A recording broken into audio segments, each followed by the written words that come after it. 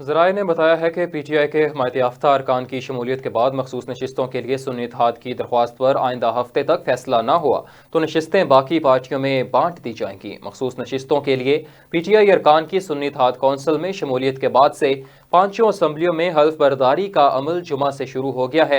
Election commission کے ترجمان نے بتایا کہ کمیشن نے ایس آئی سی کے قانون ونگ سے درخواست کی ہے کہ وہ پروسیسنگ شروع کر دیں۔ اس مقصد کے لیے کمیشن کو تاحال یہ فیصلہ کرنا ہے کہ آیا وہ اسمبلیوں میں مخصوص نشستوں کے حوالے سے سنی اتحاد کونسل کو اسمبلی کی نشستیں دینا ہے یا نہیں۔ بالفرض کمیشن درخواست مان لیتا ہے تو اس سے سنی اتحاد کونسل کی عددی طاقت پانچوں اسمبلیوں میں بڑھ جائے گی، لیکن قومی اسمبلی اور 3 دیگر صوبائی اسمبلیوں میں اس کا اقلیتی سٹیٹس تبدیل نہیں ہوگا۔ ایک اور اہم پیش رفت یہ ہوئی ہے کہ الیکشن کمیشن میں 26 فروری کو ایک اہم اجلاس بلایا گیا ہے جس میں قانونی ونگ کے نتائج کی روشنی میں معاملات کا فیصلہ کیا جائے گا۔